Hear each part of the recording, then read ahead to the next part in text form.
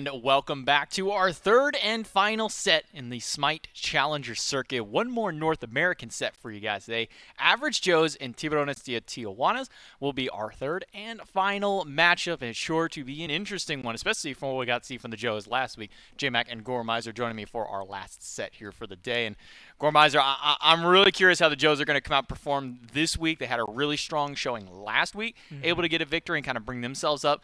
Maybe not changing any of the standings, but at least kind of putting themselves out there and showing that they've still got some fight back. Yeah, I think that was the biggest deal for them, right? I mean, we were looking at a couple of these teams, especially in North America, that had really started to drift towards the bottom, and finally seeing some fight back really opened up, I want to say, a much wider conversation. If you're just now tuning in, well, hello, and welcome to at least one of the three sets we've had so far today. Team Joystick and Pandemonium was our first set of the day. That was a 2-0 for Joystick. And the Herculean Hoofs just actually lost to Sleekness 0-2, a very surprising game. I want to say unsurprising. I want to say a very surprising The opposite of what there. You were going to say. Exactly. Complete and total opposite. Maybe we'll see some complete and total opposite expectations between these teams. Tiburones 2-5, Average Joes 1-6 in the standings. So both sitting at the bottom here. But if the Joes can get a win, maybe they can push themselves up into that 5th seed. And if they get a win, they tie Tiburones and keep things equal at the bottom. If they lose here, then the Tiburones really, that's a huge edge up if you are in the bottom two. That is a significant win for you to be able to pull ahead, especially because you get the head-to-head, things like that. So end of phase seeding, things like that really do start to fall into your favor. And the Joes, it's very surprising seeing them here at the bottom, especially with the performance they had last week when they got their win. I mean, you're looking at some of the old-school box boys and then some of the old guard of the SCC with players like Uzi and Baroneri, and then you have Tuba, Promise, and Teepers with them, along with the squad. It's a team, you look at this roster, and we talked about it with the EU, where this might be the most competitive SCC all around, North America or Europe, that we have probably seen in a very long time. If not, it might be the most competitive that we've ever seen. I would argue that one. I think that these teams are all incredibly close, and it feels like historically you've always had a team that tends to gravitate towards the bottom, but the teams that are there right now are putting up a lot more of an interesting fight against these teams that like Sleekness, who just 2-0'd the Herculean Hoofs, got beat by, or had some pressure put against them at least, by the Average Joes, dropped that game. Things are really interesting to see, the fact that we are having, teams like the Joes who are at the bottom still cause trouble for other teams that are causing trouble for the top team. It just feels like everybody is shuffling around. And it's unfortunate that it took this long. That's really the tragedy. If things had started right now, who knows what would happen. And if you want to look back in the highlights right there, you saw that was Sleekness that they were beating, and that was Sleekness that they beat, who is a team that just beat the Herculean Who. So if we want to do a transitive property here, then maybe the Average Joes are better than the Herculean Hoofs by that nature. You beat one team who beat another team, that means you're better than that. But that's not the only team on the battleground. It is Tiburones de Tijuana. They've been around the scene for a long time. A lot of big names, a lot of former SPL talent, or near SPL talent, maybe I should say, with it. Ranjaru, Sybil, Spreen, Cope Baby, and Heed. Cope Baby, a very unpredictable one when it comes to jungle. He's another one of these junglers who don't necessarily like playing the meta jungle at this time. It's been like Osiris, Gilgamesh, and Erlong Shen, and here he's out here just running it down to Thanatos. Yeah, and I think that was actually one of my favorite plays I had gotten to see, was watching that. Just simple reses like that. Kepri, I think, has been a very, very big pick as of late, but this team really utilized him well. I will also throw out Team Joystick in Europe, who have been utilizing him very well when Calvin was playing him last week. But I think you got an interesting dynamic, because Cope had a nuts game on Thanatos this time around, but there was so much that was being contributed. The Nike looked really good as well. I just think this is a team from top to bottom that it took them a little while to get their feet back under them, but they showcased a lot earlier this year. We've seen this team as a whole do really well, and while the beginning of this phase was definitely full of some stumbles and jumbles for them, they've figured things out. Yeah, as these teams have started locking in their rosters, making adjustments as such, we get to see kind of this draft and meta develop from these two teams independently. We'll see how that draft goes here in picks and bans for game number 1. Average Joes do have first pick. and it's sure to see a lot more of the standard meta that we've seen. This isn't like the game that we saw with EU where we're seeing like Soul as a priority ban. It was mostly things like, we'll probably more often see Tiamat's, Umoja's, Odin's kind of be that priority here in North America. Yeah, and honestly, it's that conversation, like you said, most of those are typically meta ban. Like Odin is the one that's maybe on the fence, but like it's letting through what normally would have been like your Raijins, your I guess Morgan Le Fay, although we haven't been talking as much about her. The Morgan, I guess, would be a better example of someone who gets picked up a lot in mid. And your Artemises, your Roms, all these other like high pressure, or at least high priority meta picks, because you have to ban Tiamat most of the time. Odin, yeah. Ardeo, yeah. Maybe Osiris, depending on who you're playing against. So I think there's a fun conversation to be had about what's available after.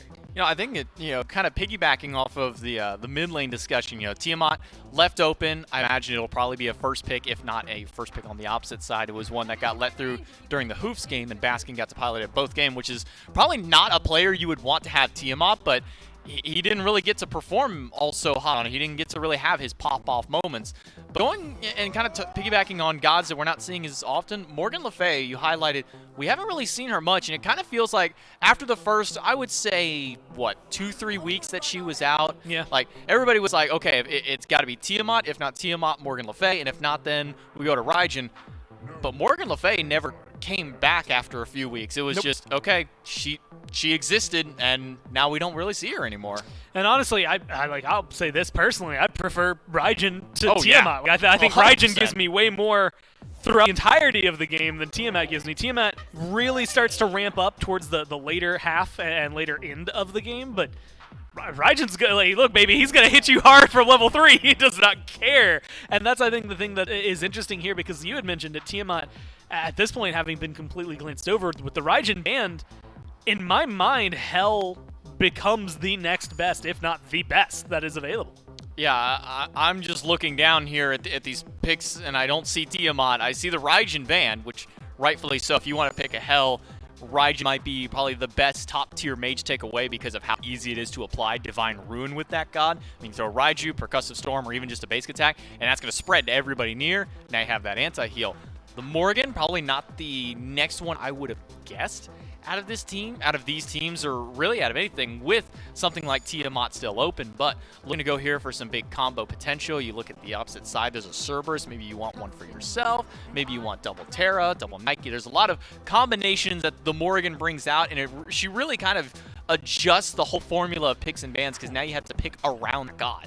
And honestly, they're in a not comfortable position to do so. The Hell, Morgan should not be transforming into the Hell, but Guan Yu, Cerberus, I actually think the Cerberus may be 10 times out of 10 Fenrir? Because of the anti-heal that's going to be over there. Yeah, Fenrir that you can also transform into, have one of your own, pick off one of these frontliners. This is a scary composition of gods that the Morgan can transform into. Then you throw in the double Kamazots for double Bat Out of Hell. If they're going this full glass cannon build that we've been seeing in these first couple of sets, could be a terrifying matchup to go against. I'm really confused as to where I'm leaning in this draft, because I like what Morgan and Rom can bring. I like Terra. Honestly, Kamazots and Nike they don't necessarily scream top tier to me. They scream Tiburones though, and that's the thing that I think stands out, is that is a very them composition. The other side's just strong, dude. Artemis, Cerberus, Hell, Guan, Fenrir. That is a team that will and should just smack down almost anything that steps up to it. Game number 1 between Average Joes and Tiburones de Tijuana starts right now with J-Mac Gore and Doug on the spectator for us to bring us all the action on the battleground. And we've been seeing this quite often from Uzi specifically. And I have to go back to highlight this.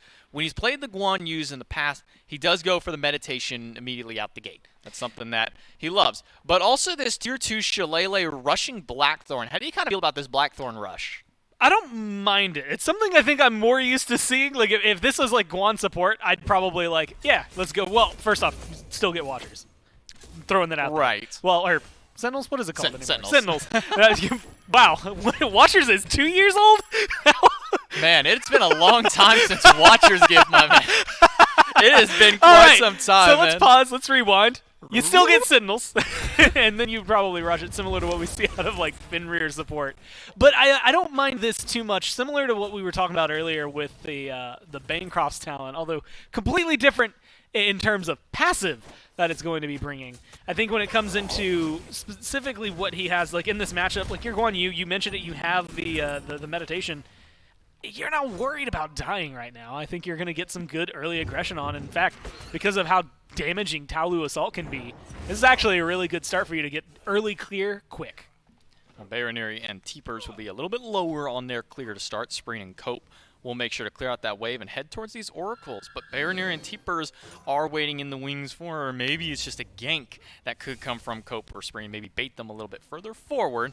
Cope not going to hit that Bats. Will manage to get some damage, and Spreen will combo up and get about a quarter or so of Teepers' health. But this early on, that Hell's going to get some nice and healthy heals back, as they have two ways to do so. And they'll make sure to keep Bayerneri also topped up. And now it's just a slap box between the assassins and a brutalized in, but the stun immediately. Spreen catches it out. Cope baby gets the credit for the kill. Teepers is trying to get the turnaround, but now he's fighting in a full minion wave. He's going to get chunked down and set back under the tier 1 tower. First blood goes to Cope and the Tiburones. Cope was not done with that. I mean, he jumped forward at the Hell. A very dangerous game to be playing. But it's so far been working out really well. Camazot's that natural sustain from being able to stand in the blood pool has really opened things up. And this is just aggression from top to bottom, or at least, I guess, from left to right. I mean, look at every member of the Tiburones. They are pushed up at the tier 1 tower line.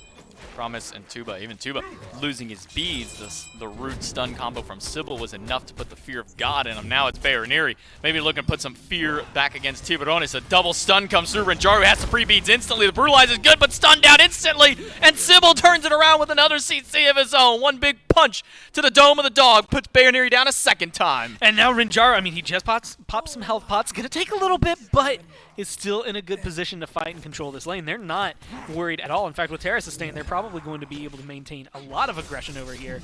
And it's going to be where they turn this around. I mean, that's twice now that something has just gone slightly wrong. No way. I thought for a moment we had it, but he misses that third swing.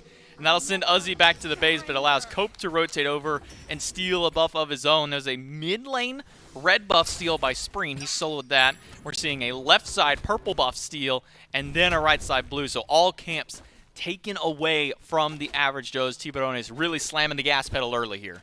I like this. I mean, if you're looking at it, look, Hell, really strong late game. Artemis, really strong late game. Ouch. You need to do things like that. Kill Teepers every chance you get the opportunity. Make sure Bayerneri doesn't get to have the impact that you want. I mean, anything and everything you can do to shut down this team early on is going to be helpful, because Uzi, the healing, med as well, late game, along with a Hell, along with an Artemis, with the setup that Cerberus and Fenrir can bring, it's just too much, I think, to handle. And the average Joes might just need to play patiently until then. Right now, it's starting to get a little out of hand. We do see 5 sets of beads for Tiburones, making sure to pay a little bit of respect towards the CC and the single target pick potential of the average Joes with a Fenrir. It's always something you have to worry about if you don't have your own CC immune ultimate or way to get away from that Ragnarok or even the Leap or Brutalize to kind of break that damage chain. Having those beads is always a good option for you. Ranjaru had to use his earlier on, but able to get a turnaround kill with the help of Sybil. And now as everybody on the map is starting to hit 5, aside from Bayerneri, he should be taking over fairly shortly. We start to see our first kind of air of anti-heal come through in the way of Cope Baby picking up Brawler's Beat Stick. And honestly, yeah, you're going to need Brawlers. The fact that that's not, well, admittedly, it's not Divine Ruin for Spreen immediately, but Doomworm's really good for the Morrigan, so you probably can lay it and wait. And plus, you know, you were talking about Divine Ruin applicators, and the Morrigan might be one of the worst out there to possibly do it. I mean, it's not going to be bad for you. It's still going to be a good item to pick up, but you are not necessarily the one that everyone is looking at to try and pull that. So I'm starting to think late game's Contagions, maybe a Pestilence, but definitely Cursed Onks are going to have to come online once you hit level 12. And honestly, you might be able to get away with one just for Sybil or Heed. Might want to still grab 2, though. It really does depend, I guess, on that point, how much this healing is starting to bother you. There's just so much on the other side to deal with that it feels like it'd be a worthwhile investment. Another purple buff invade. Spreen rotates over. Heat in danger. He'll leap up immediately and has the Sentinel of Zeus still active. The shield has now been taken away. The Ragnarok used. One more basic is all that's needed. He's trying to get him. The barrier formation won't turn in time. It'll be a 1-for-1 trade for the Joes. No, but Promise is still in trouble. In fact, the snipes are coming down. Snipes, 1, 2, needs that third plus some extra. The third will be good, but now there's another set of snipes. Spreen goes up for his open. Spreen misses all of them, and a roll in. It's not going to be good. Promise, he makes it out. Will Tuba be able to make it out is the question? No, the Dark Omen off the mark. Somehow, both members of the dual lane of the Joes are able to live through that onslaught. That is insane. I mean, it's not like just luck. Like, that's skill. Like, the way they walked around it, the way they forced those shots out. Unfortunate for Spreen that it wasn't able to connect. I guess also unfortunate for Rinjaru that it wasn't enough damage to be able to lock it down. Both of them walking away with their lives in the duo lane for the average Joes is a huge, huge win. Despite, I mean, what you would think, like, yeah, you're still down 4-1, but that could have been catastrophic for you. I mean, this Artemis getting shut down and getting put behind would be devastating. Ultimate from Promise catches two. A leap in. Sybil has to dash back under the tower. Baroneri tries to close the gap with him, but not going to have enough damage. Both Sybil and Spreen make it out for the time. Teepers almost gets him with that Dark Stance 1, but not able to get the distance needed to get the kill. Back in solo lane, Heat being pushed under the tower. He's got a double archer wave staring him down, plus maybe a little bit extra. Uzi being quite the bully on this Guan Yu and healing those minions back up. Uzi just trying to look to scrap and push Heat back to base, but Heat is not wanting to go back. I mean, he's got a full wave. You lose that on that, and that could be even more detrimental. Yeah, Heat is playing around that Sentinel of Zeus very closely to the chest, though. It is a great ult. It's got a good slow, a great shield. You can still die. We'll throw that out there. Talu Assault does a lot of damage, as we've seen, and specifically with this Blackthorn Rush, I think it's causing a lot more trouble for the Nike than you would see otherwise. And I'm excited to see that this is the amount of pressure. I mean, Guan Yu is so good, and look at this. He's keeping this Nike on the ropes. He leaps away, still has Sentinel of Zeus. Will use it at the very tail end of the ultimate, but Uzi low on mana. He won't be able to stick around too much longer, maybe just trying to bait Heat to stick around so Promise can make a rotation. His ultimate is not available, however, so maybe a fruitless endeavor by the support rotating over. But it's Cope going for back camps invade. You want to talk about a back camp menace? I mean, well, we talked about Cherry earlier. Cope Baby on the North American side been doing it for quite a long time as well, and we'll be able to at least force the average Joes back with this three-man rotation. Almost said four there for a moment because I saw the Morrigan decoy pop in as that fourth body. I got scared. I'm like, why are there four here? How did they do this? Six-man on the field. What kind of magic is this? Sybil's wondering the same thing as the Ragnarok brings him right under the tier 1 tower. That'll be a kill for Baroneri. Cope Baby a little late on his rotation back to try and help him out, but it is just a lone Camazot's. Not much he can do aside from apply some damage. And that's I mean, beads are down for Sybil. That's like the cleanest skill you could pick up. And I like the fact that, look, I mean, all of the Joes are getting aggressive here. Spreen is now in trouble. Spreen doesn't have his beads. He'll go for the transformation, run into the Camazots, leaps over the wall, and has that bat out of hell for himself. We'll get some damage against Promise, but mostly using it for an escape while Cope deals with Baroneri in the red buff, making it a one trade. Can he get the 3 snipes necessary for the damage? This time, the heal misses. Teepers doesn't get the heal off, and that's going to be a death on Promises, and Rinjaru is the one with the credit for it. Heat pushes forward. Teepers out, but big snipes from Rinjaru, but maybe an even bigger miss there from Teepers. I mean, a huge miss there. A good slow from Heat as well. I'm surprised they didn't continue chasing the hell, though, with Cleanse, with beads, and the fact that they were right near a tier 2 tower. Makes sense that you decide to pull back just a little bit, but they still get the red buff invade. They're going to be able to get this Greater Scorpion. I mean, this is a huge swing that is now in favor of the Tiburones. A really good fight for them, but at the same time, J-Mac, it's not as massive of a lead as it could be. I mean, 6-2, especially with what you'd be, well, theoretically could be following up with. It's still just over 2,000 gold and kind of bouncing back between there, so it's not like it's this outrageous runaway lead. The Joes, especially with this kind of composition, can kind of just buckle down. The main thing is their experience lead. Tuba is just now ticking over to level 9, yeah. Meanwhile Rinjaru's been sitting at 11 for quite some time, should be close to hitting level 12. So that's where the main lead of the Tiburones has been this duo lane, making sure to get some extra experience. Even Cope Baby sitting a level and a half over his oppositions. He'd gonna be hit by the cavalry charge and immediately use his own beads. Didn't have that ultimate available. I guess he already had leapt, so he didn't have that cooldown to help him out. Now we'll have it to get away from the Talu Assault, and Uzi just being this bully in solo lane. It's what he loves doing on this Guan Yu, and I think this might be the second time he's played this matchup in 2 weeks. And honestly, I think Guan Yu, like, I like Guan Yu. I've always liked Guan Yu, and depending on the metas where he's in, I think he opens up a lot of conversations. Obviously, healing can be a little troublesome. Teepers is experiencing that the hard way, we'll say, but now it's the aggression. I actually love the way Rinjar is playing this. Sybil gets hit by the cripple from the trap, but it's a beads out of the support. Does Rinjar have the snipes for a third time? The second one doesn't connect, and neither does the third. That's going to be an escape from Tuba, but maybe an even better trap that came from him stops Sybil directly in place. Yeah. But the average Joes are able to make it out, only losing out on the beads from our hunter. I love nothing in this game makes me laugh harder than solo laners needlessly stopping each other. Well, it's not even needlessly stopping each other. In fact, it sets up Cope to potentially go for a gank. Ultimate is back up for Uzi. He'll use it to run as fast as he can. Cope will chase him out, but not much more to be gained from there. A very tanky Guan Yu. I should just say a very healthy Guan Yu. But now with Spreen here, it could be a whole different story. Stun doesn't connect. Nice dash from Uzi. Gets him out of there. And the gank from the Tiburones comes up unsuccessful.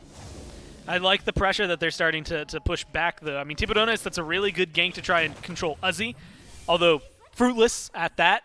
And now with the Sunder available that's up and just picked up by Uzi, it feels like that we're starting to hit that pivot point where average Joes should be able to start pushing back. Sunder's going to be great for dealing with the Sentinel of Zeus, knocking at least the shield off. The slow is still going to be monumental, but being able to knock away that shield is going to help return and retaliate up against the Nike, and so he's going to have trouble there. Teepers gets the cleanse to get away from the root of Sybil. He'll still eat a little bit of the damage, but the healing is enough to make sure that he stays alive and healthy. Go Baby rotates over and gets some experience in mid with the 3v3 happening, or I should say 4 members strong, because he has rotated towards this side of the map and now looking to maybe set up for a Gold Fury. Rinjaru leaves the lane. Spreen is still sitting in the middle of the lane, but can make his way over just as quick as he needs to. Promise will lead some damage from Heat, a nice leap, and some damage from the Ren. Will hold him back. And speaking of holding back, it's Bayraniri, sitting under 3/4 health, has to walk back. I like the positioning from Tiburones here, though, especially with Teepers, like, cooldowns being down, they can get aggressive. Sybil goes for the ultimate, and it's now Teepers in trouble. Stun goes through, but it's a quick cleanse to get him out. Cope Baby in the sky with a bat out of hell. One more swipe will take down Tuba, and he will get the credit for it. But now it's Spreen transforming, leaping away with his own bat out of hell now available. He'll use that just as an escape tool, but it's he diving in the front line. He'll jump in aggressively and still has that ultimate, but Sybil with the wall makes sure to keep Promise and Uzi at bay. And they do a good job. They get rid of the Artemis. They slow that down, although you can see where the healing comes in. Teepers and Uzi making sure that Bayraniri and Promise, of course, and each other are now full health. I mean, yeah, you've got a huge technically huge 5v4 advantage. You can't really do anything. Spreen and Sybil are way too low to fight, whereas everyone on the average Joes is topped off like they just got out of the fountain. Which is why I'm so surprised with all the healing that we kind of been highlighting here with Uzi and Teepers. Promise has his own self-sustained Bayraniri and Tuba if he gets some lifesteal. But there's no Tainted Steel from the solo laner. Heat instead went for the Warrior's Axe, so he'll get some extra damage. But outside of there, so far as in the anti-heal column, we're only seeing a Brawler's Beat Stick. Yeah, I think that is definitely just part of the problem. The Warrior's Axe, I'm wondering if this is something that is better just for Nike as a whole, as to pick it up, especially considering you can maybe gift that shield depending on what, later if you upgrade it to some of your teammates and just help them out, because you do typically build a lot of health over towards the Nike. And so maybe some synergy a little bit later, but like you said, having Tainted Steel would be so helpful against this composition. The fact that it's still just the Brawlers is definitely going to be a little more problematic for them as a whole. But again, Pestilence, Contagion, as well as a Cursed Ankh are still all on the board. I'm curious what Heat's going to do for their second relic, if they're going to be picking up the Cursed Ankh, which it looks like, yes, they are. But also, if Sybil's going to get one, or if Sybil's going to go for like a blink for some engages. A lot of options available for Sybil. We're or seeing where different. he elects to go towards. And it will be a Tier 1 breastplate for Heat as his third item starts up. And speaking of starting up, it's the Gold Fury, well under half health. Tiburones are burning this. It's only Bayraniri in the area, and he's not going to jump in, wisely enough, to not try and stop that. It'll be a Gold Fury going the way of Tiburones, and they'll extend their gold lead. Still towards 4,000, so even despite the fact they're losing these fights, they're still maintaining a gold lead, but may not be maintaining a life lead here. Sybil gets pulled back in by the Ragnarok, and Promise has more than enough damage to take it down, and now could be looking at a Tier 1 tower. You will be able to at least alleviate a little bit of the gold pressure that was just put on them. But that goes to showcase, I mean, Promise and Bayraniri are like the setup machines. I think Uzi as well, late game, especially with these groupings, that ult is going to become essential. But this is why this composition, I mean, once it groups up into 5, good luck. They've got good CC and stellar healing, as we have said, that I don't think they're going to be too worried about what's going to get dished out at them. The downside is that they do have to stay relatively grouped up for all of that to work out and at least keep everybody sustained. Rom does good damage. Kamizatsu and Nike, as well as the Morrigan, can get good damage out there. It's starting to feel like maybe the window is slowly closing on the Tiburones for where their advantage could really be pushed. Periniri, watch out, man. There's 3 around that corner. Walking forward, Cope is able to get 1 kill, has the Bat Out of Hell to use as an escape, and will make it out. Renjaro's snipes are good, but doesn't deal quite the damage necessary. Instead, it'll be Cope retreating back to the lane so he can heal, waiting for maybe a minion wave or a blood pool to become available to him. Instead, it'll just be the tier 1 tower that the Tiburones look at, and they strip that off the map. Another 500 gold and a pick for themselves. And honestly, you know what? Like, as oppressive as this healing is, the fact that they've not been able to deal substantial amounts of damage to most members of Average Joe's, if you can just keep getting 1 pick without losing anybody, that's huge wins for the Tiburones. You're always going to be putting them into a 4v5. It doesn't necessarily matter if they've got 2 healers if they're in a 4v5. Like Artemis, especially at this point, isn't going to be hitting as hard as she's capable of. So you're not at the end-all, be-all if you're the Tiburones. But it's definitely starting to showcase in a lot of these engagements that, hey, you're winning this one, but not as heavily as you could. Not heavily enough that you're going to be able to pick up like an Oni Fury when it respawns, or you're going to consistently be able to scoop up Pyromancers when they're available. So they're going to have to figure something out pretty quickly here if they're going to take the next engagement. A lot of it, I think, works in this 8-second window with a Cursed Donk in a team fight. I think it's interesting that you point out that they're just getting 1 pick. Almost every single one of these fights has been 1 pick. And it's been whoever Cope touches. It feels like whoever Cope hits is just shark food at that point. Yeah. He's the only one with anti-heal, but every person that he has been hitting is the one that they've been killing. That little bit of extra anti-heal, the extra damage that comes from him, maybe that's just enough. But when we start getting to these bigger group ups at the later stage, 1 singular anti-heal is not going to be enough. Or I'm sure you can transform with the Morrigan, and now you have 2 people who can apply Brawler's Beat Stick to 2 individual targets. But maybe now with this Divine Ruin online, maybe now we can start getting a little bit more anti-heal spread throughout these fights, so maybe it goes beyond just a single pick. Yeah, that's, again, small little increments forward to them. The other option is if your first pick is Teepers, you're set, man. That's how you immediately roll into some other picks. Baronary dying or Tuba dying, which has been the last couple of engagements, is going to allow the Average Joes to at least back off and reset. But if you get rid of Teepers or Uzi, more than likely Teepers, though, just given the nature of a hell, it's going to make things a little bit easier for you, especially because you've got the mantle of your Teepers. That's enough safety that you're not going to get solo killed by someone like the Kamizatsu or the Morrigan, but not so much that you're still, completely out of danger. And so that's where I immediately, I'm starting to put all of my money into seeing how we can get rid of the hell, and that's where Renjaro comes in, right? We've seen this countless times in the SBL when hell was picked up and there's a Rom on the other side. You go up, you hit your snipes, you don't wait to get the kill with it. You start the fight, making sure that Teepers is out of there, forced to use his mana and cooldowns on an initial heal to keep themselves alive. Then your team can surge forward and start finding more. Heed with a fully upgraded Cursed Donk. Didn't use it in that last skirmish, held on to it, but now has it fully upgraded for the next big fight. So anytime one of those heals comes through from either Uzi or Teepers, you can expect some extra damage coming their way via form of a, call it an AoE Sunder against your team if any of you get that heal applied back towards you. There'll be a Spectral Armor early here from Heed, maybe trying to respond to some of the build that Tuba has gone forward with.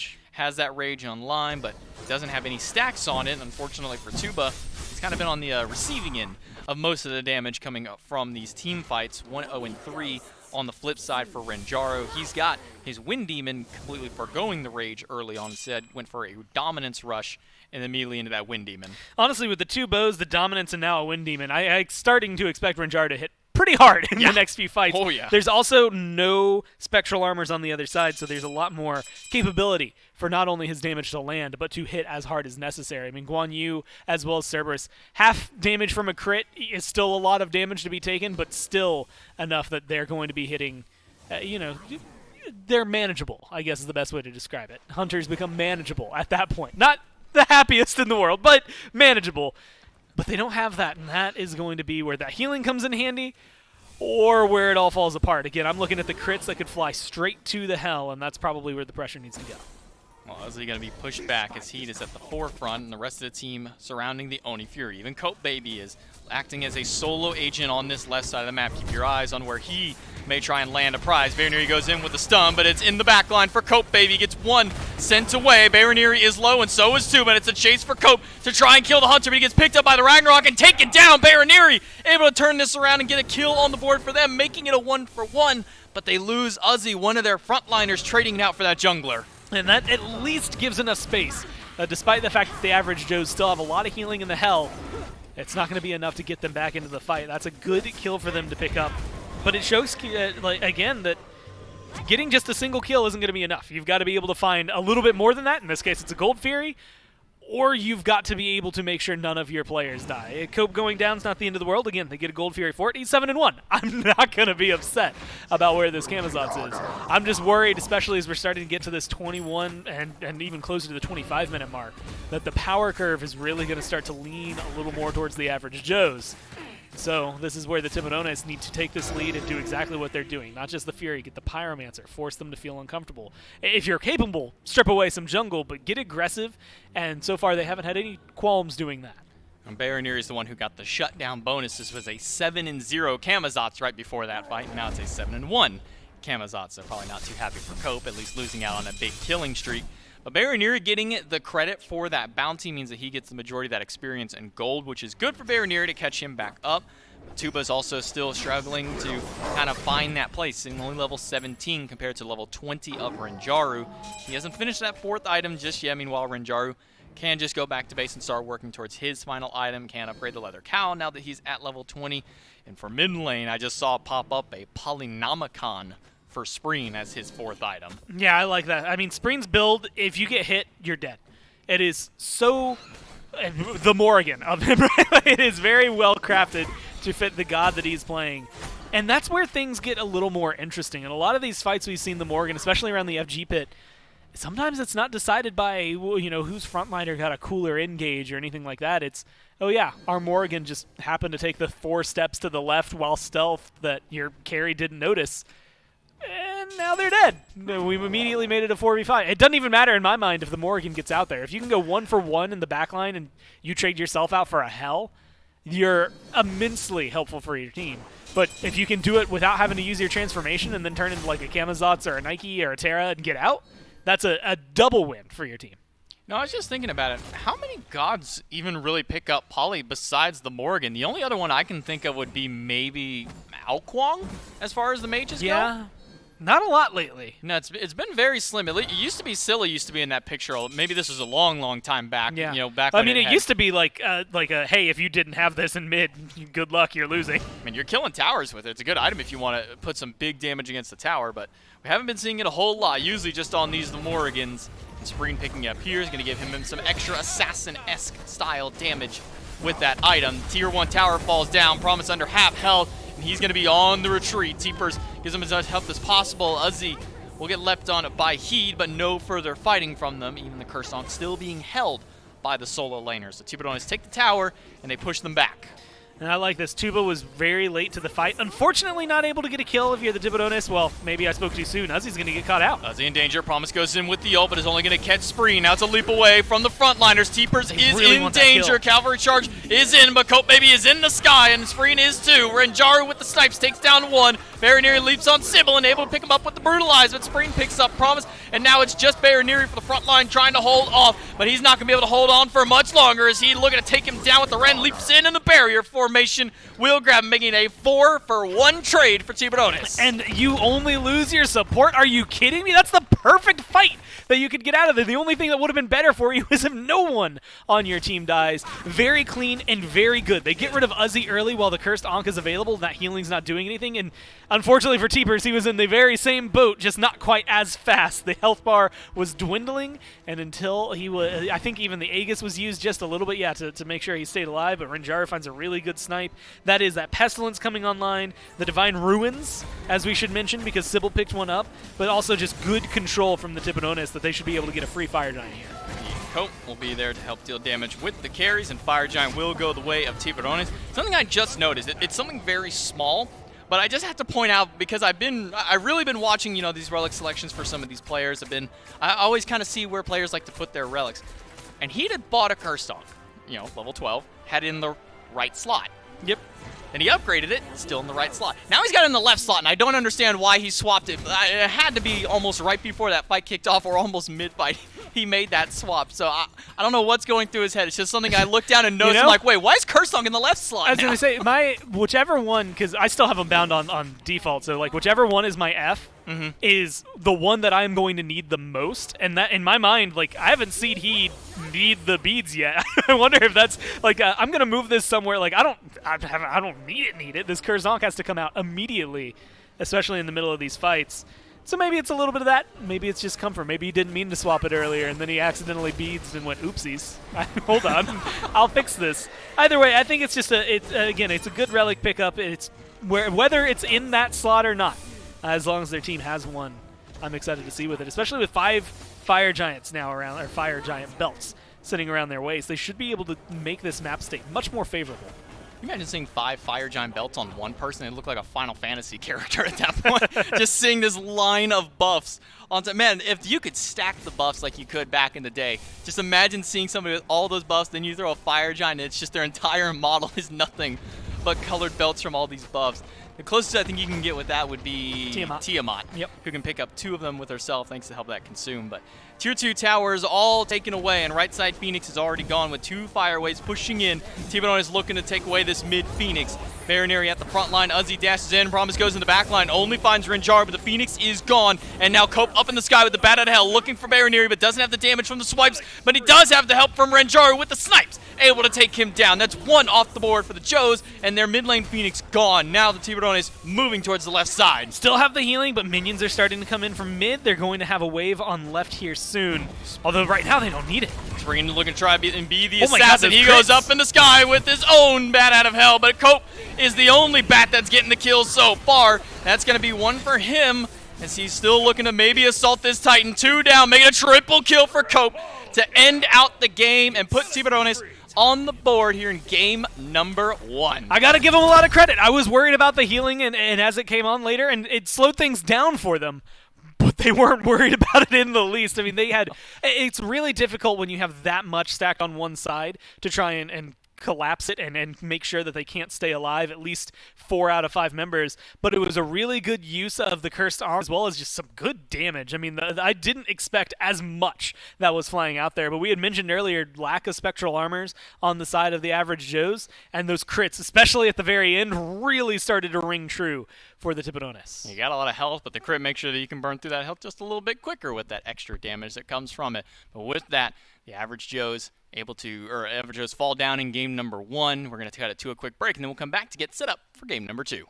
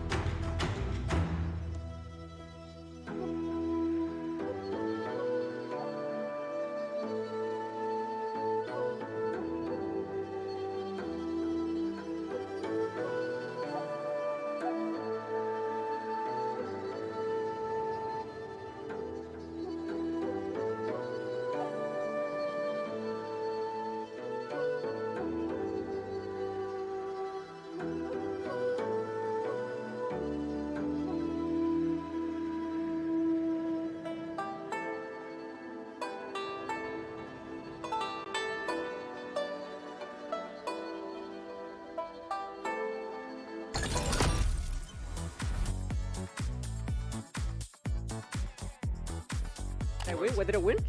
You win the respect. You're telling me an alien wore this? Perfect. Okay. Okay, that was a good cut. Messaging him to mute. The best graphics you really need, Ultra, of course, and I can probably watch a stream on the side. Content's gonna look good. Pretty good, pretty good.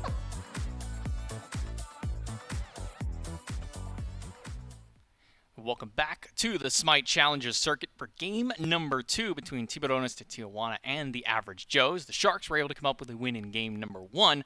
But if you want to see any behind-the-scenes action that goes on, whether it's here in the studio or just maybe some at-home interviews via, talking to the pros online, or even when we have the pros here in the studio when we're kicking it with them, you can go check all that out on the Smite Pro YouTube channel at youtube.com/Smite Pro. We got all kinds of great action and content available with those pros and behind the scenes. No matter what you want to see, we've got it there. And if you want to check any of the other action, the actual action, you can go to Smite VOD for it. But Smite Pro is always the fun one where you get to see more of the sillier stuff sometimes and maybe just some of the more fun that comes out of everything, and then the action elsewhere for it. Speaking of action, game number 1 completely packed to the rim with action. Tiburones able to get a big win here. Cope baby ending with a monumental amount of kills, I'll say, somewhere around at least 10. I kind of stopped keeping track after a while, but Tiburones come up with a big win here in game number 1, and now as we move forward towards game number 2, maybe some adjustments to come from the Joes. A lot of good pressure from the Camazotz, just jumping into the back line, really making sure to keep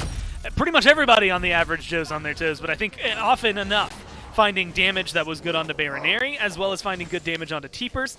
And as weird as it is, good damage onto Uzi. I didn't expect that one, if I'm being honest with you, but able to help shut down the healers and make sure that they weren't going to have enough of an impact, either by bursting someone completely to death or by being able to scoop up a lot of damage, force them to fall out of the fight. Cope was also just cleaning up kills for his team, doing exactly what Camazotz needed.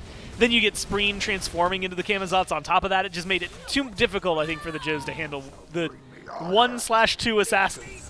Yeah, it almost became difficult to track between the two of them in these fights because it was just the same thing. They find one target, and they jump on them. It's literally a lather, rinse, repeat for every one of these clips of Cope. It's just he sits behind a wall, somebody walks out, I kill that person, and I walk away. And then we just repeat every single opportunity. A 13.5 KDA, 16,000 damage from the assassin. Ends game number 1 with a triple kill, ends 11-1 for his total KDA and a 1-0-13 from Spreen. Renjaru even getting a piece of the action at 3-0-9. But when you're sitting at 11 and the rest of your team got 7 kills, Cope maybe doing a little bit, I'm not going to say doing all of it, but doing a little bit of the heavy lifting here for the Sharks. I think a lot of it is, you have to look at, Cope does 16k damage. He earns a lot of what he was capable of doing. But you still have a lot of damage coming from Spreen, Renjaru, as well as Heed, even putting their hat in the ring with 15k. So I think it is a lot of those, okay, you did a lot of heavy lifting, but like you said, not necessarily alone. And I think that's maybe the perfect scenario. Your jungler gets to pop off, everybody on the team's contributing something, even though they're not necessarily all getting, insane KDAs. Despite the way that I thought the draft was going to work out for the Average Joes, if the Tiburones are going to play like that, well, we're not in for a long set. Yeah, it became the all right, who do we want to kill? All right, Cope, sick them, just go for it every single time, and that basically is how it just boiled down for most of those sites. We'll see if anything changes here in the drafts for picks and bans in game number 2. See if the Average Joes are able to maybe more so just execution on the field, because as you highlighted in game number 1's drafts, looked really solid from the Joes. They have a ton of frontline pressure. They have a ton of healing available, a lot of CC. But it just came down to the Tiburones out on the battleground were able to more so execute what they want to do. Yeah, and I think, honestly, in drafts especially like that, they've got so much healing. Average Joe's composition told you from minute 1 what it wanted to do. We are going to get into a fight, we're going to out-sustain you, and then we're going to kill you because we live longer throughout all of your burst, all of your abilities. And the Tiburones said, cool, let's see if you can do that. And it kind of called their bluff. It took a little while. Some of the anti-heal items, it didn't come on as fast as I would have expected, but they got them pretty much right at the Joe's power curves, and so we're able to help match them. They've left a lot of the same things open. The Guan Yu still available because he's not necessarily the high priority, but they also were able to get rid of that, or didn't get rid of the Hell. And admittedly, with the way Teepers played, nothing that they did wrong, but they just couldn't accomplish enough. The Joes, who had banned Raijin out in game number 1, they'll keep him up on the table and said replace that ban with an Artemis ban.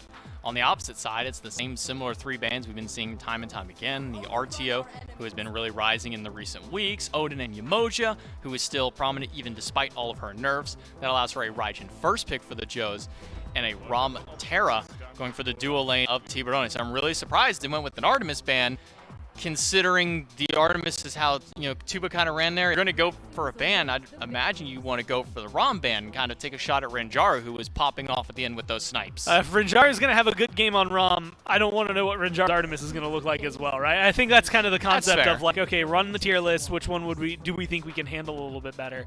So they go for the Ram. I actually like that they scoop away the Nike as well, because that shielding is going to help deal with Ram.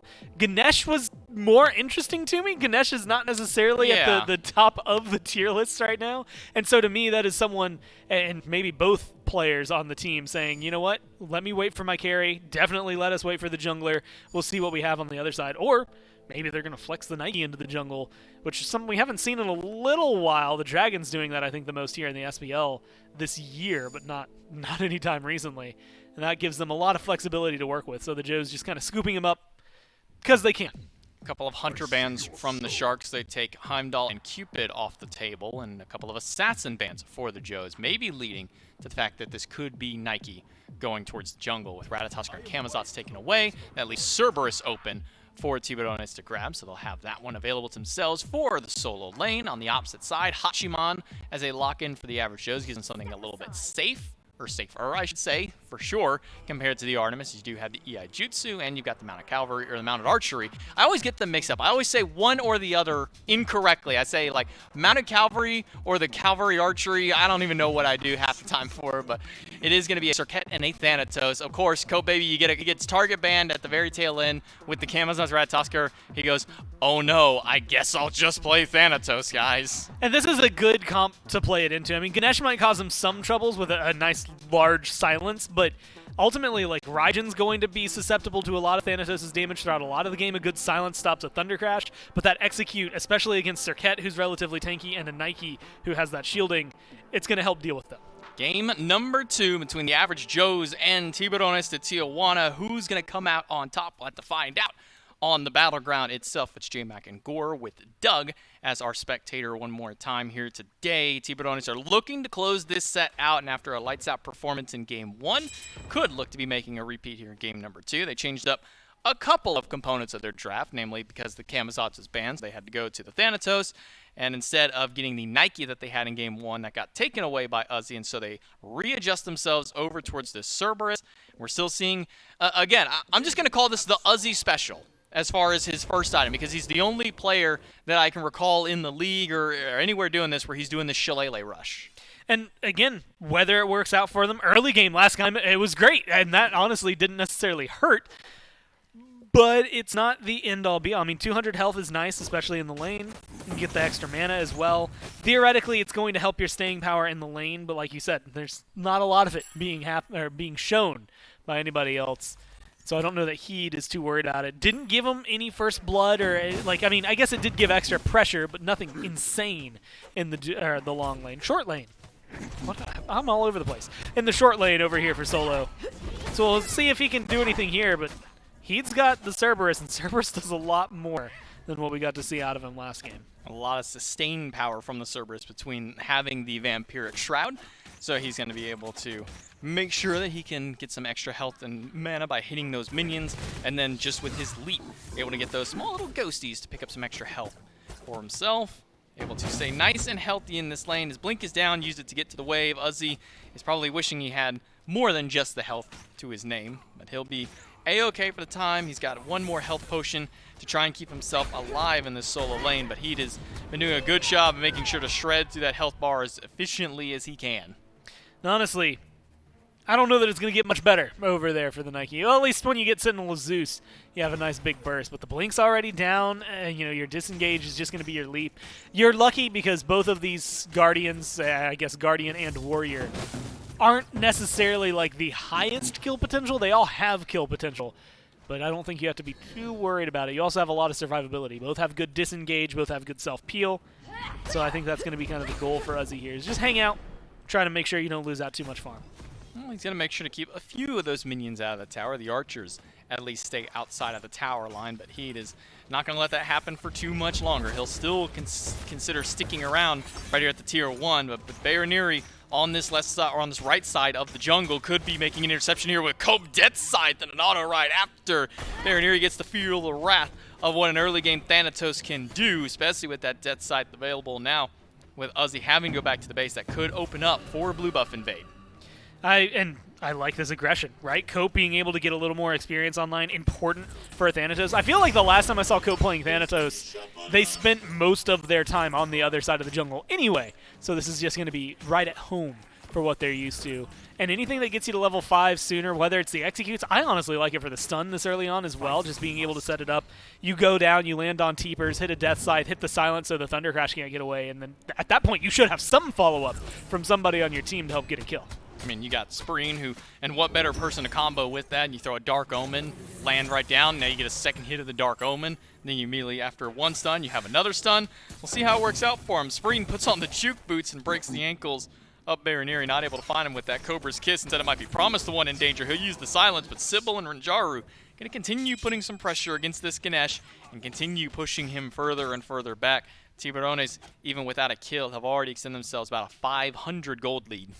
And this doesn't bother me too much. Again, 500 golds, you get first blood and you make it up if you're the average Joes. So there's that. That's a good swing for them. But also the fact that, you know, their team comp, specifically the Ganesh, Ganesh isn't great for the first 5 levels, man. he takes a little while before he gets going. And so it's not surprising. You're not necessarily picking him because you think you're going to dominate the duo lane. In fact, sometimes you're picking him for the opposite. You think you're not going to be able to do anything. He used the ultimate against Uzi, trying to see if maybe he can bait the Sentinel of Zeus out of the solo laner, but will not do so. Instead, Uzi will one more time go back to base. Should have enough gold for the Blackthorn Hammer this time, after being sent back for a second time, I should say. And he will be able to pick that one up, get himself a little bit, or not even a little bit, a lot more health. 200 extra between the Shillelagh and that Blackthorn Hammer. He'll get 40 power to boot with it, plus the passive that comes from that Blackthorn Hammer. Just a lot of health, more than anything else from that item. Make sure that it's going to take Heat a little bit longer to try and shred through his health bar, but it's mostly just that sustain that Heat has that advantage in. Yeah, just really synergizes. In this case, synergizes really well with the shield.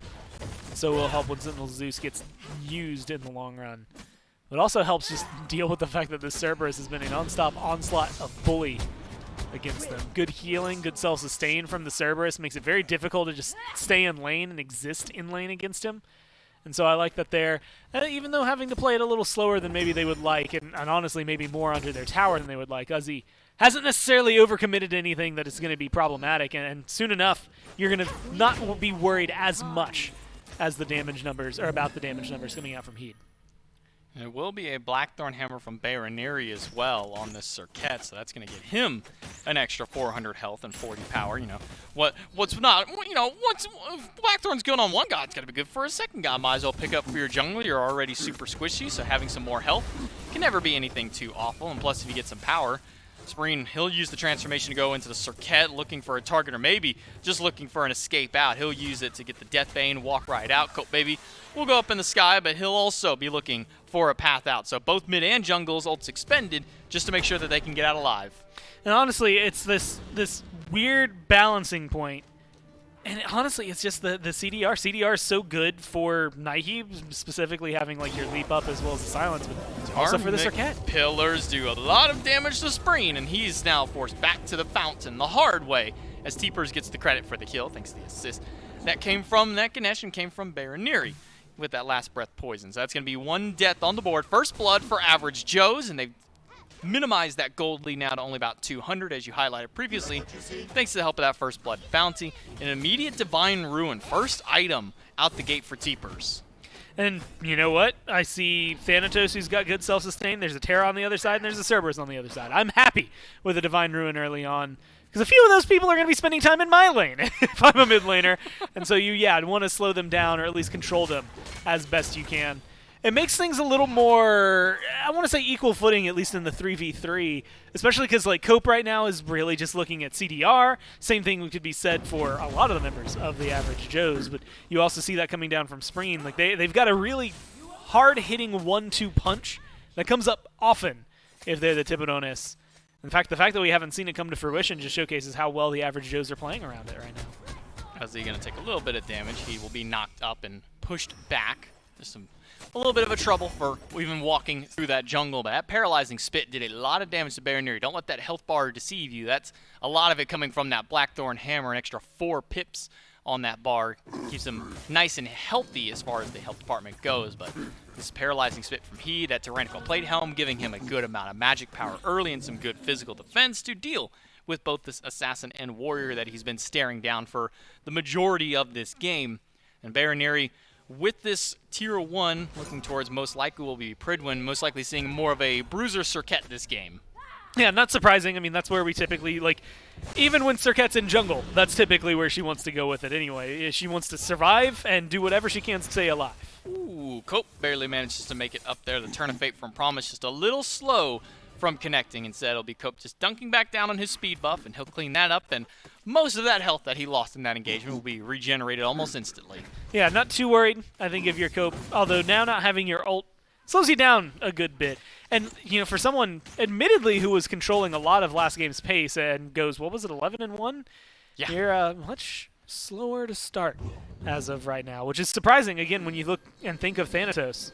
Slow start is not the first phrase I think of, but also with the way that, especially Thanatos transitions in the late game, I feel like this is not going to be too big of a problem for Cope Baby. It'll be a 1-level lead for Spreen, but 2 levels down for Sybil. Well, now that 1, as soon as I say, as Promise ticks over, or as Sybil ticks over to level 7, and a 1-level lead for Renjaru, who is already getting a lead over Tuba in game number 1, now being left here again. Renjaru just been able to keep his farm game just a little bit higher up than Tuba, even though the items really don't reflect it too much. Just a single short bow in Renjaru's favor, and well, we saw potential solos and potential fights in last game. I would not be surprised if we see it again, especially with Cope hovering around this left side of the map. Gold Fury started up, but it's just Cope and Sybil here. The Mannequin Scepter online for the Thanatos is going to get some extra damage to try and shred through. And with the mid laner and Renjaru now rotating over, this will be an easy Gold Fury for Tiburones. And that's a big swing that's going to be in their favor. You had highlighted it, but like, even though there's been, let's say like half a level, maybe 3/4 of a level, separating some players on Tiburones and average Joes, that gold's now going to spike to be a much more drastic difference. It was about 500 separating Renjaru and Tuba, but getting a Gold Fury, that's a good, very good early game objective, not just to pick up, but for no contest to happen, you didn't even have to fight for it, is such a good swing to have in your favor.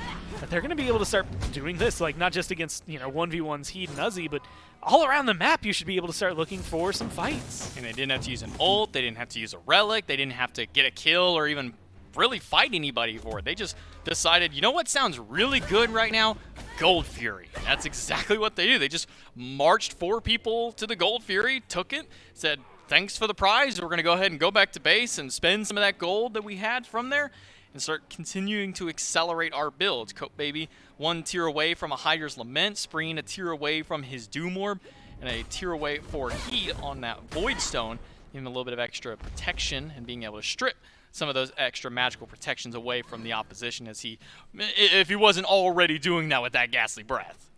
Yeah, he's going to be just fine. I think he is not having any issues, not only in his lane, but I think with the rotations once we start seeing that. And that's where things get a little more interesting when we talk about this coming up soon mid-game. I mean, you know, Baroneri's been kind of quiet so far. 1 really good ult, we'll see if that continues. Uzzy is going to provide a lot for the team, though, in terms of slows. Same thing can be said for Heed. And then it comes down to rotations. Tuba was a lot slower on rotations than Renjaru was last game, despite, for the most part, they had the same mobility. I mean, it was a Rom and an Artemis. It's not like one is outrunning the other so drastically. So I'm curious to watch the rotations for the average Joes, and if they're going to be able to keep up with the Tiburones this time. Spreen will be caught off in the jungle, and Sybil will be discovered. He'll be knocked up by Promise and take a bit of damage from Teepers. Cope looking for a turnaround of his own, but he'll be silenced instantly by that Ohm from the Ganesh, one of the most annoying abilities to have to go against, especially as a more caster-style god in the early game like a Thanatos is. They can't use the death side, can't use his own silence, well, because he's been silenced by this Ganesh. Oh, and some extra protection. Something that people sometimes forget that ability even provides you is the extra protections from Ohm can be a lifesaver. Yeah, I honestly, like, it's, like you said, a small thing that you don't think about too often, but but it has such a big impact when you are able to have those little applications for it, especially against things like a Thanatos, being able to find it, and it goes up to 60 total prots. It's huge late game. Sybil's going to need some of those prots of his own. He'll dash back, and the wall is good to lock down one. Spreen jumps in by transforming, but it's an execute from Cope right under the tier 1 tower. Baroneri's here, and the dead side takes out so much of his health. Baroneri, he's going to have to go back to base. Ozzy rotates over. He's going to get stunned down, hit by the Dark Omen, but the Sentinel of Zeus comes out to make sure that he is in no danger. It's Cope, the one who was in danger. He gets a big heal, and he's able to make it out for only a short while before Ozzy puts him back down. Promise cut off. He's trying to make it out, but he cannot. The ult from Heed is just too good, and Ozzy under the tower will be leapt on. Barrier formation keeps him alive for just a while longer, but Rinjaru with the basic puts him down. Now, they had a fight like that last game, but it was way later in the game before they were able to find it. That's a great pickup for the Tiburones. Like Cope, if you go 1 for 1, I think you're probably just happy, right? You killed off a mid laner early, you're fine. And then he gets another kill. I did not expect that one, if I'm being 100% with you. He's surrounded on all sides. He has no escape route. There's no way for them to get away. And yet Cope just reads the situation, gets a really good Death Scythe, finds a second kill. The burst heal was helpful because it then gets another silence off, which sets up a chain of events. The team just gets to come in and find the rest of the damage that is necessary. But there again is a huge impact from Rinjaru's rotation versus Tuba, who was forced to fall back with his team almost immediately. And that's partially going to be because Rinjaru's damage was very helpful, but also the just setup that Cope left them with made it a little too difficult to be a carry in. And he almost got out. Sybil had a really good wall that was about to block off the path. It's just unfortunate for Cope that the people who were still alive could throw abilities over that wall, such as a Turn of Fate from Promise, able to help secure that kill. But being able to come out not just 1, but 2 kills shouldn't have been 2 at all. It should have just been the 1, and then everybody surrounds you, you're dead. Manages to thread the needle, get a nice Death Scythe. So good play there by Cope. Really showing why he loves this Thanatos pick, and he's really the only one in the league running this Thanatos. It's not like you see this god picked up very often. This is, I'll just go out on a limb and say, this is a Cope exclusive of the SCC. Yeah, nobody else is touching it, and Cope is just fine to pick it up. Some of these games we've seen, especially like if it's run in a game 1, it is warranted being banned in a game 2. I think I've seen it actually in the opposite state, where it got banned in the first game. They focused out other bans up against Cope, and then Cope just went, oh no, I guess I'll play Thanatos, boo-hoo. And yeah, I was very happy with this performance. Again, it's only 2-1 right now, but that was a huge 4-kill swing, and it leaves them in good positions for things like, say, a Fire Giant, and, well, not Fire Giant, how about a Gold Fury, but also a good team fight around it. Oh, it's an interception from Spreen. He turns around with a stun. The Dark Omen and the damage from Heed is more than enough to kill off the frontliner of the average Joes. Now it'll be a Gold Fury, or an Oni Fury specifically, going their way. Tiburones able to get a second objective on the map. And Gore, while you were kind of going on there, I had a really terrifying thought that came to mind. This is pre-jungle item buff Thanatos. Yeah. And he's already doing this much damage. I'm fearing for my life for anybody who's going to be on the receiving end of that in the next couple of weeks of play. I'm excited to watch the SPL for exactly that reason, right? I mean, there's a couple of players out there, especially now that you've said, like, Thanatos specific. Like, Sam likes to play Thanatos, likes to play the Awilish. Oh, that just got buffed, too. It's going to be very, very fun, I think, over the next couple of weeks to see if people figure out what they can and can't do and get away with in the jungle. Because this is, like you said, this is still the 8.8 bonus for the SCC crew. And so Cope is not at max power right now. Granted, I will say Thanatos, I guess depending on the entirety of the build that you go for, isn't as buffed. I mean, it was mostly, like, a majority of it was the mace tree. Right. And he's only got 1 of that tree built up. Still, Hydra's real good item, as it turns out. Just in general. Just a little. Looks real good on Thanatos. And so I think no matter what, Cope is going to, well, is at least set up for an interesting game. Going for his signature 3rd item, Blood Forge. I mean, this is just... If you copy and paste every single Cope Baby Thanatos game, I would say in the last 3-4 weeks, you're going to see this exact same build path. Now for his final item, might be looking over towards something like Heartseeker. Could go for a Dominance if he wants some more basic attack power, but I imagine probably close to that Heartseeker. Might be maybe a little late in the game for a Transcendence, though it's still a viable option for him if he wants to go for it. Instead, it'll be Uzi. He's going to be pushed back at that blue buff. Baroneri will make sure to farm up his speed. But that last little fight, that 4-for-1 trade, all those leads that everybody had for Tiburones, has been exacerbated just a little bit more. Cope with a 2-level lead, a 3-level lead for the mid laner. The only one behind right now is Sybil, but he's been behind pretty much the entire game as far as experience goes. Well, a 2-tower lead as well on top of that. I mean, it's one of those things, map state matters dramatically. Tier 2's all exposed on the side of the average Joes, so it's very easy for the Tiburones to continue to get aggressive and potentially try to not only lock them down, get more gold in their pocket. That's an extra 1K. And they're sitting at 5,000 gold up as of right now. I mean, they have a very substantial controlling lead over what the average Joes have been able to do. And, I mean, completely different pace. Now they're even able to start up, at least flirt with the Fire Giant. Ozzy leaps away, Baroneri as well. It's going to be the walls coming out from Sybil, and they're going to catch Promise out. He may not be able to make it out. The silence is good to keep him alive for just a little while longer. But it's going to be the damage from the mid laner, making sure to push them back. And diving on in is Baroneri one more time, looking for the back line. But it's Cope who lands down and finds Teepers. It's 1 kill on the board for Tiburones, and looking for another. Ozzy leaps over the wall, but maybe right to his own doom. The silence, but Deathbot sight is off the mark. Now Ozzy can push them away, but how long can that barrier formation hold them off? Heat is the one in danger. Tuba picks him up, and Ranjaro grabs Ozzy. Yeah, Promise is forced out, doesn't have the health. Baroneri's still here. And if that was actual Spreen, maybe would be able to find something, but it's just fake Spreen. And they're laying wait for an ambush. Baroneri, a couple of steps in the wrong direction. Well, could have cost you your life. Now the backs do come through. And this is where Vision has to come in. I think I just saw, yeah, the Sentry Ward 1 from Baroneri, but you come back with full wards, I think, if you are on the average Joes right now, or at least one of each as you get ready for this onslaught, because they already showcased just now that the Tiburones are willing to start the Fire Giant. Might take them a little while to do it. They're willing to start it up. So you have to be prepared for that fight, and you need to get some vision on the board. Spreen has 30% cooldown with the help of that Spear of Desolation as a third item, and looking towards Polynomicon again as he went in game number 1 and was able to get some of that assassin-style play. You sneak up on somebody, you stun them, hit them with a basic for a poly, and then Dark Omen can essentially seal the deal, or maybe potentially seal their fate. Speaking of fates being sealed, it's the Pyromancers now taken away. That'll be a near 7,000 gold lead for Tiburones here at just 19 minutes in. Experience is still vastly in their favor. Again, the only one really behind in experience is going to be the support, but Sybil has hit level 12, so it matters a little bit less for him now that he has that Frenzy fully bought and upgraded, ready for this next fight. I'm excited to see how that's going to work out. Frenzy is the go button. I mean, and it's twofold here. Whether it's the next fight or just the next objective. I mean, this is something, if you're starting a Fire Giant and they don't reply fast enough, you pop the Frenzy and you burn the Fire Giant. You pop the, you start the Fire Giant, they do reply, you turn on them, pop the Frenzy, and then kill the team that decides to chase you.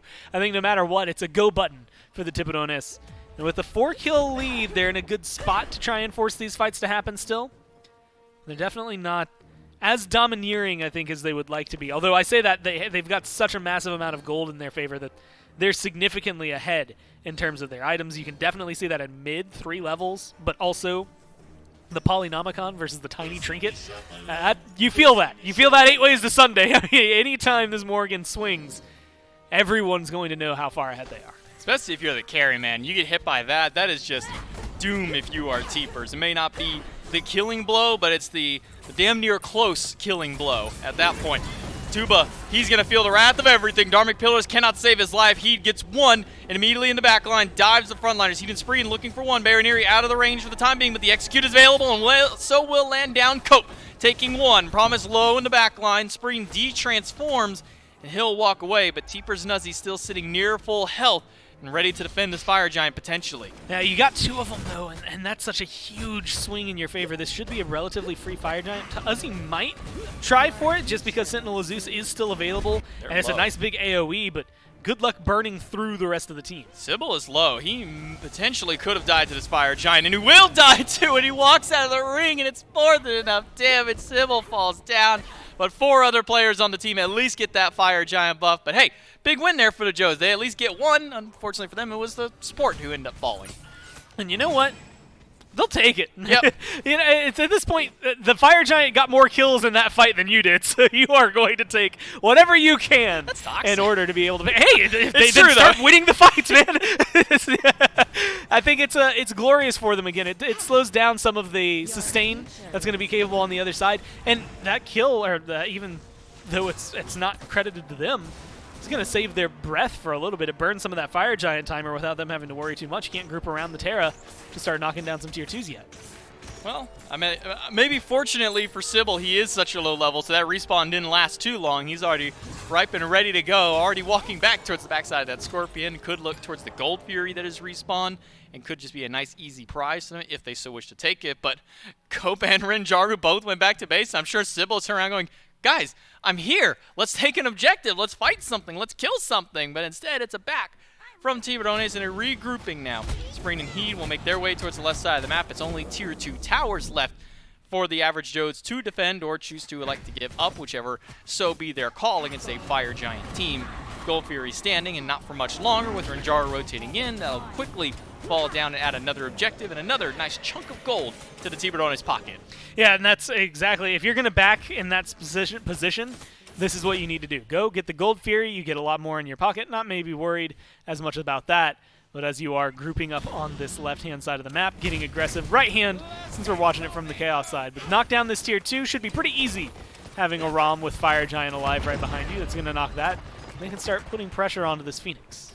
Cope will push up mid lane. Spreen will maybe look towards helping out his fellow jungler, both of them sitting level 20, and both of them with a Mannequin Hidden Blade. So maybe looking for a one-shot onto whoever so happens to unfortunately step in their general direction. We'll take a nice chunk of damage from there.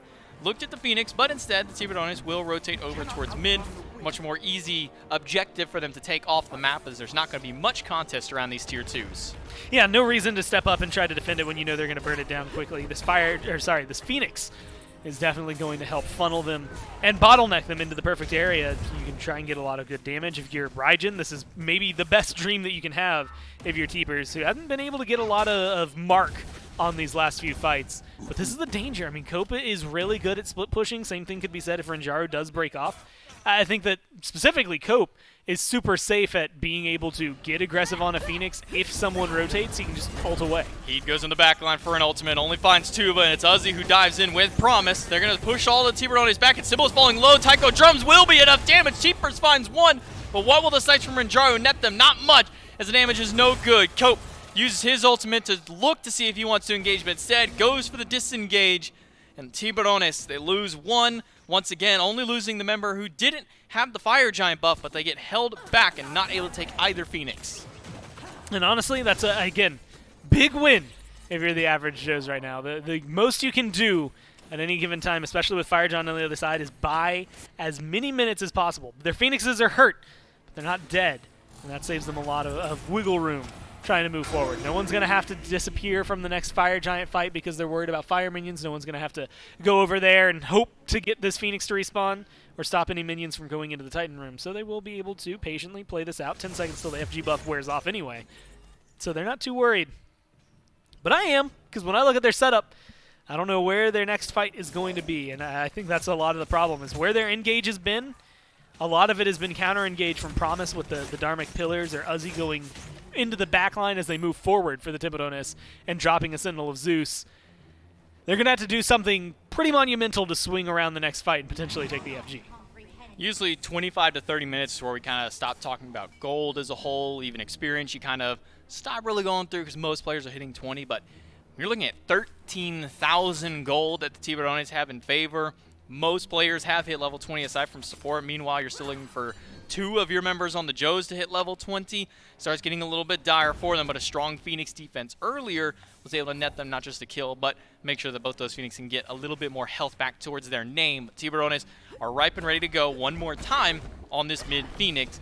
Sybil and Heed looking for their initiation. Last time it was Heed going in with the Blink ultimate. This time he'll just walk forward. It's a double push by Uzi, and in the backline is Baroniri looking for a pick, but Baroniri is getting shredded by Renjaru, and Teepers is also forced out. Cope dies in the backline. The Aegis will make sure to keep Teepers alive for just a little while longer, but with the last breath, Baroniri is able to trade in to make it a 1-for-1. Uzi low, Heed low. Everybody on the Sharks are backing up, but it's Renjaru teaming up with the mid laner to pick up one more. They needed that kill. And honestly, if they get this Phoenix, it makes it even more worthwhile for them. But Heat's going to be able to get aggressive. Look at Baroniri, though. Heat blinks in the back line. As soon as he leaps away, Baroniri is there, but Baroniri doesn't have an ultimate, and it's going to be a nice and easy retreat here for the Sharks. They get their prize of that mid lane Phoenix, and with that Fire Giant just now wearing off, they can regroup and start getting set up for the objective one more time. And yeah, there it is. I was wondering, Spreen threw a couple of stray autos, errant autos there, but still managed to steal away the speed buff, at least leaving it down there. Strip away the jungle, strip away their favorites, make the average Joes feel uncomfortable coming into the next fight even more so. What was 13,000? Now 14,000 gold, starting to shift in favor of the Tiburones. I'm starting to rethink any engagements around the Fire Giant for the average Joes. If I'm sitting here, I'm looking at the way these Phoenix defenses just went. That one was without Fire Giant. And I'm starting to think that we have to worry about repelling them from the base. Or they can try to make a long call and go for a steal. I mean, Dharmic Pillars can do a good chunk of damage to a Fire Giant or a Gold Fury in the right spot. So maybe there's a little bit of wiggle room for promise, but I don't think there's a lot of room where you want to get caught out of here. Doesn't seem like anybody from the Joes want to step forward to try and defend this Fire Giant. This one will go to Tiburones after a successful mid lane defense and now can surge towards this right side of the map. Only one tier 2 tower left standing on the map.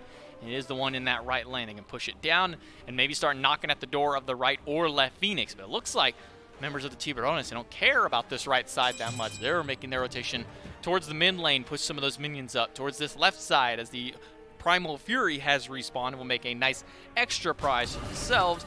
Looks like they will be their primary target for the time when Jargon Spreen will team up to take it down with full six slots on just about everybody from the team. Only Sybil hasn't reached there. There'll be power potions, upgraded relics, upgraded starter items to finish out for these players. And you can see some upgraded relics on the other side, but only the necessities.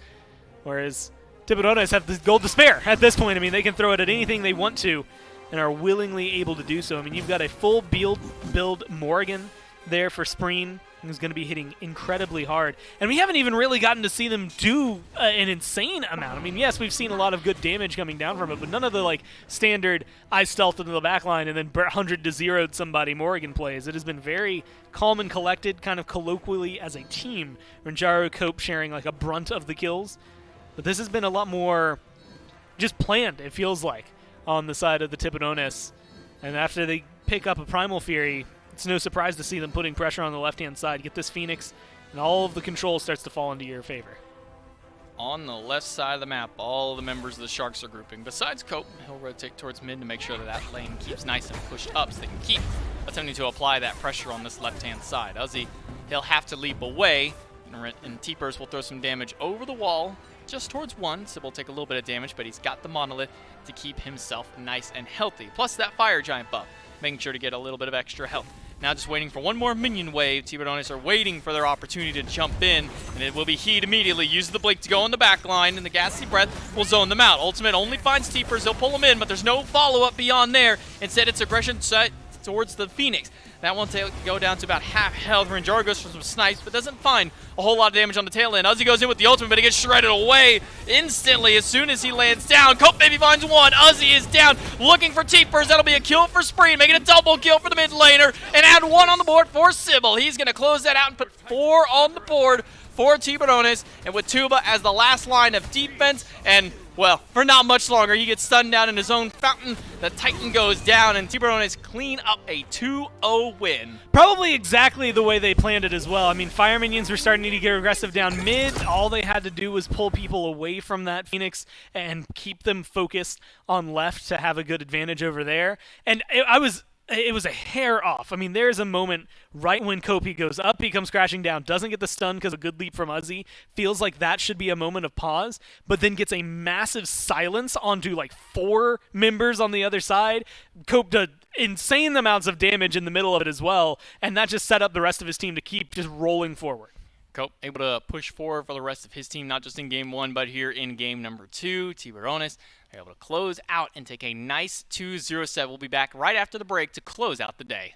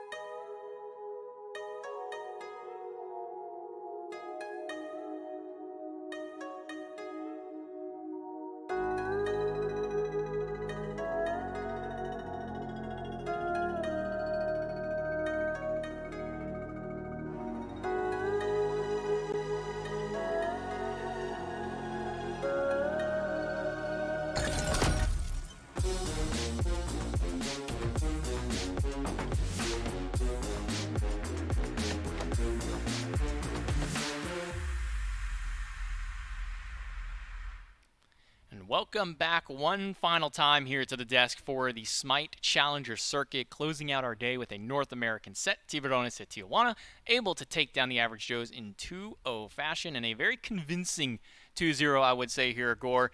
Did not seem like they struggled too much in game number one. Maybe a little bit more struggle in game two. Took them a little bit while longer to kind of get the ball rolling, but all kind of ended up the same. Cope Baby really coming in big with that Thanatos in game number two. Even Spreen causing a little disruption there from the mid lane. Yeah, I think that realistically we just got two good performances from the Tiburones this time around. We got to see a lot of it out of the jungle. I will give Cope credit where credit is due, but I also think that their front line as a whole was really strong here. He'd had a good game one, but in much better game two, the Cerberus just dominated. Not only in lane, I mean, early on we saw a lot of pressure being put where Uzi was just low health, forced to fall back under tower.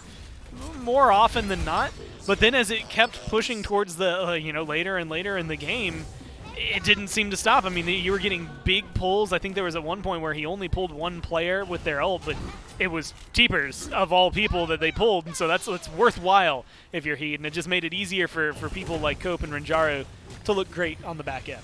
And it's wild, watching this kind of top-down perspective here in the eyes of Cope, where he had a target with an execute threshold, but he recognizes that they're just maybe a little too bit far away, so instead, just like in this play, he says, okay, I'm not going to be able to reach that further one. I'm just going to go for the closer option, dive onto usually Teepers or Tuba, and get a nice little execute or a nice little kill post-execute, even with the ult expended there and the Aegis still able to get a kill on the mid laner there. Cope finishing out the game.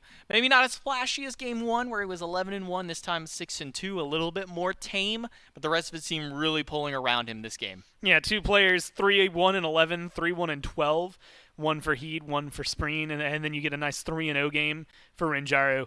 You spread the love a little bit, but the damage numbers pretty much read the exact same story, right? Like, everybody's a huge part of this, maybe even more so this time for Heat and Spreen, despite the fact that it didn't reflect as much in the kill column for them.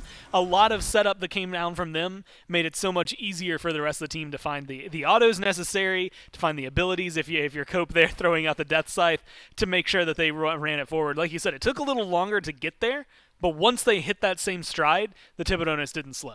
Yeah, and maybe unfortunately for Kobe, the ultimate only gets damage application for your actual numbers if you don't get the execute, and if you're getting those executes, then you're not getting those damage values. But let's take a look at the schedule and see everything that happened here today for the SCC. Game number one was Team Joystick and Pandemonium. Joystick came up 2-0. Herculean Hooves and Sleekness were our second set, and Sleekness came up with the 2-0. And then here in game number three, we also had a 2-0, this time in favor of Tiburones at Tijuana. We'll see how that changes up the standings for North America. Well, it's not going to do much. Everybody's going to be sitting in the exact same spots. Tiburones don't move up. Average Joes don't move down. All that happens is the win number for Tiburones goes up and puts them a little bit closer to Sleekness.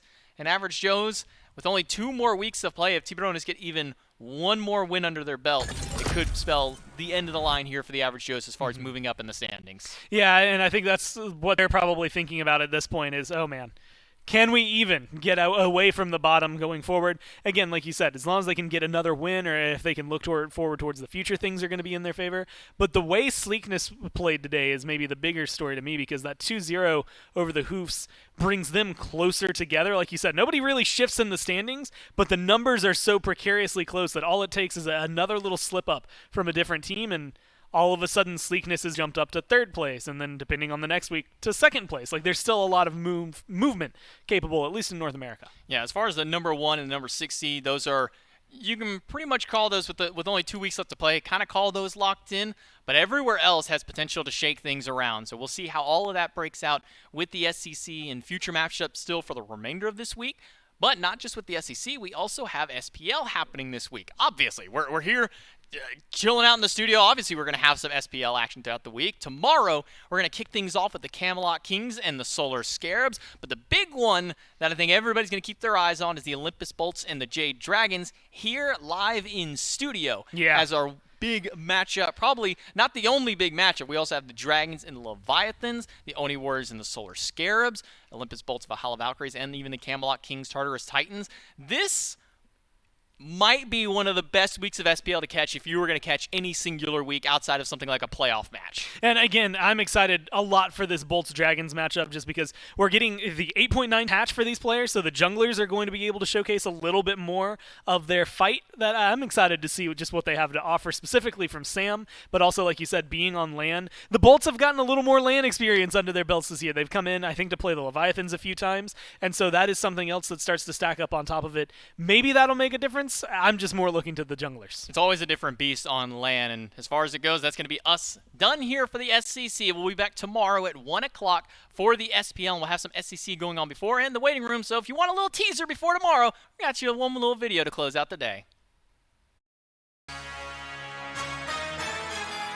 Ladies and gentlemen, on Friday, presenting the SPL Match of the Week, the fan favorite early game behemoth Jade Dragons fighting out of the red corner, taking on the pivotal opponents floating down from Olympus on a cloud, hurling bolts of 408 energy, the Olympus Bolts live in studio on